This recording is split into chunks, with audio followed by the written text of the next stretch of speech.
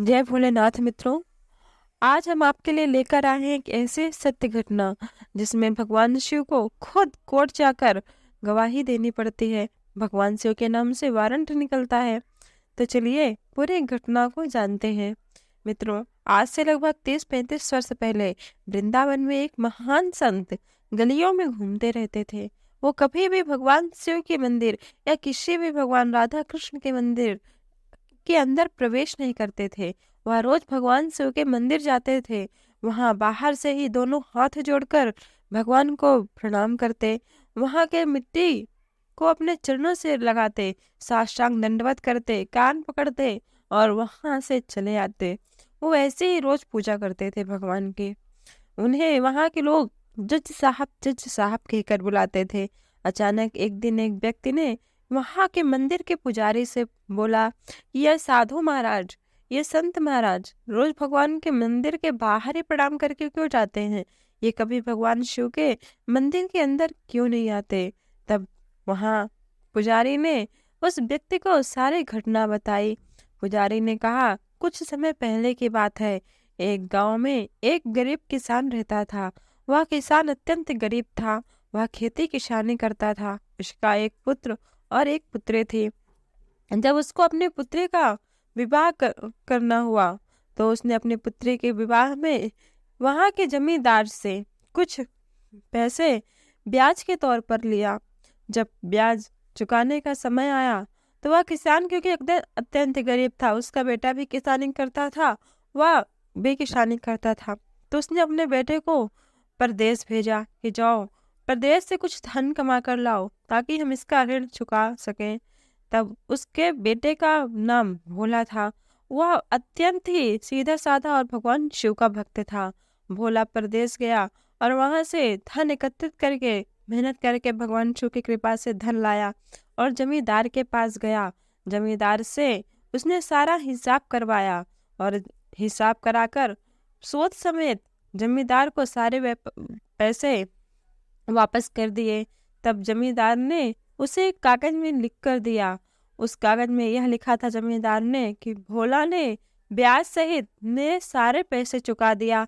आज से यह मेरा कर्जदार नहीं रहा, यह ऋण मुक्त हो चुका है। इसके बाद जमींदार ने भोला से कहा कि ये लो, ये कागज में क्या लिखा है, इसको ध्यानपूर्वक पढ़ लो। तब भोला ने कहा, इसमें जो भी लिखा हो वह मेरे शिव ही जाने। ऐसा सुनकर जमींदार ने फिर से कहा, अरे ऐसा नहीं होता, यहाँ पे मेरे और तुम्हारे सिवा कोई नहीं है, अतः इस कागज में जो भी लिखा है तुम उसको ध्यानपूर्वक पढ़ो। तब वापस से भोला ने यही कहा, इसमें जो लिखा है वह मेरे शिव ही जाने। ऐसा सुनकर जमींदार के मन में लालच आ गया। वह सोचा, क्यों ना इससे मैं और धन कमाऊं। ऐसा सोचकर उसने कागज को बदल दिया और उसने उस कागज में लिख दिया कि अभी इसके पास से मेरे इतने पैसे बाकी हैं। अतः उसने जो असली कागज था उसको दूसरी डायरी में लिख दिया और उसको दूसरा कागज दे दिया। वह कागज भोला बिना पढ़े अपने घर ले जाकर रख दिया। कुछ दिन बाद जमींदार ने भोला के खिलाफ अदालत में केस दर्ज कराया और कहा कि भोला ने मेरे सारे पैसे वापस नहीं दिए, मेरे पैसे अभी बाकी हैं। यह सुनकर भोला और उसके पिता दोनों काफी परेशान हो गए और भोला भोला को तब जज साहब ने कहा कि तुम अपने कागज दिखाओ जो तुमने कर्ज ऋण मुक्त के समय तुमको मिला था। तब भोला ने वही कागज पेश किया जिसमें लिखा था कि भोला ने अभी तक मेरे सारे पैसे नहीं चुकाए हैं। यह सुनते ही भोला ने कहा कि मैंने सारे पैसे चुका दिए। तब जज ने भोला से पूछा कि जब आप पैसे चुकाए थे तब वहाँ कोई और मौजूद था? तब भोला ने कहा कि जब मैंने पैसे चुकाए थे तब वहाँ मेरे सिवा केवल शिव थे। तब अदालत में जज ने सोचा कि शिव इसका कोई दोस्त होगा। तब जज ने कहा, ठीक है, ये लो। एक शिव के नाम से भी एक वारंट निकाल दिया कि जाओ ये वारंट को भगवान शिव के गांव में भिजवा दिया। और भगवान शिव के नाम से जब वह वारंट गया तब उस एड्रेस में तब जज ने पूछा था कि शिव कहाँ रहता है। तब भोला ने बोला था कि वह शिव मंदिर में रहता है। जज ने सोचा कि शिव किसी मंदिर के पुजारी का नाम होगा या किसी साफ सफाई करने वाले किसी कर्मचारी का नाम होगा। अतः वहाँ एक सिपाही वह वारंट लेकर मंदिर में गया और मंदिर के पुजारी को बोला कि शिव कहाँ है। तब मंदिर के पुजारी ने सोचा कि ये किस शिव को पूछ रहा है। तो तब भी पुजारी ने वह वारंट रख लिया और भोला को भी ये बात पता चली कि भगवान शिव के नाम से वारंट गया है।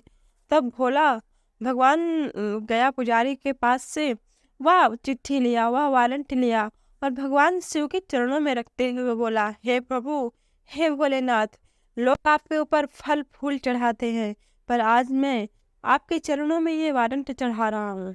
मेरी लाज केवल आपके हाथ में है। आप ही मेरी लाज बचाना, आप ही मेरी ईमानदारी पेश करना। ऐसा कहकर उसने भगवान भोलेनाथ के चरणों में वह वारंट रख दिया। अगले दिन जब सुबह अदालत में जाना हुआ तब भोला वापस भगवान शिव के मंदिर गया और भगवान शिव से बोला, हे वो शिव, आज आपको याद है ना कि आज आपको अदालत चलना है और वहाँ आपको गवाही देना है। चलो मैं चलता हूँ, आप आ जाना। ऐसा बोलकर भोला चला गया। अगले दिन अदालत में जब भोले के तरफ से गवाही देने के लिए शिव को बुलाया गया, तब 3 बार जब वहाँ पे बुलाते हैं कि शिव हाजिर हो, शिव हाजिर हो, ऐसा 3 बार बोला गया, तभी वहाँ एक बहुत ही बूढ़ा व्यक्ति जिसके कपड़े इत्यादि वह एकदम श्वेत वस्त्र उस बूढ़े व्यक्ति ने धारण किया था। उसने रुद्राक्ष की माला पहन रखे थे और वह बूढ़ा व्यक्ति धीरे धीरे एकदम आया और आकर वह कटघरे में खड़ा हुआ और उसने बोला कि मेरा नाम ही शिव है। हाँ, शिव है। तब वहाँ जज साहब ने उस व्यक्ति से पूछा कि क्या जब भोला उस जमींदार को पैसा वापस कर रहा था तब तुम वहाँ पर थे? तब शिव ने कहा, हाँ, मैं वहाँ पर था। जमींदार के कमरे के चौथे कवर्ड में रखी फाइल नंबर 12 में वो पर्ची रखी है, असली पर्ची। जमींदार ने भोला की वह पर्ची असली वाली रख ली थी तथा उसको दूसरी नकली पर्ची दी। यह सुनकर जज साहब ने तुरंत अपने सिपाहियों को, अपने पुलिसों को वहां भेजा और वहां पता लगाया तो वह सबूत बिल्कुल सच साबित हुए।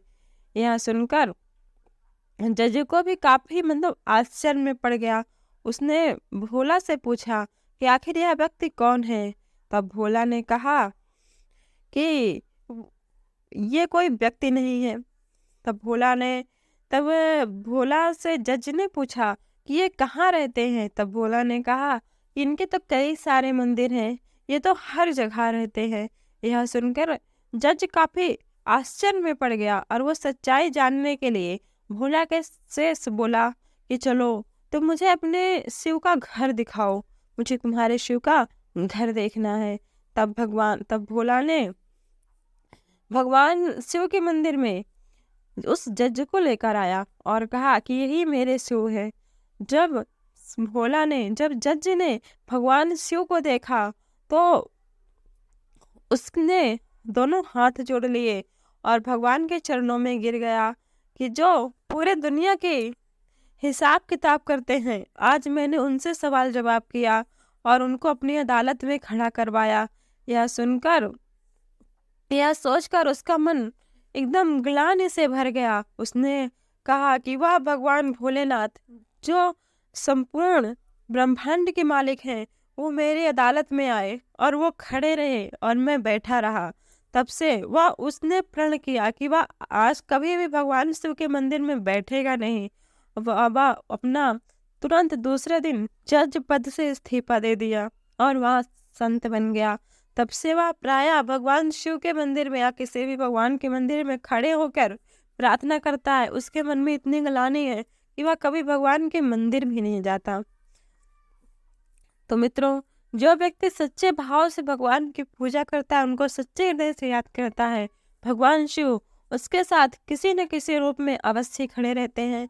वो संत आज भी वृंदावन की गलियों में घूमते रहते हैं। मित्रों, अगर आपको ये कथा मेरी अच्छी लगी हो तो कथा को लाइक करें और ऐसी और कथाओं के लिए मेरे चैनल को सब्सक्राइब करें। जय श्री भोलेनाथ।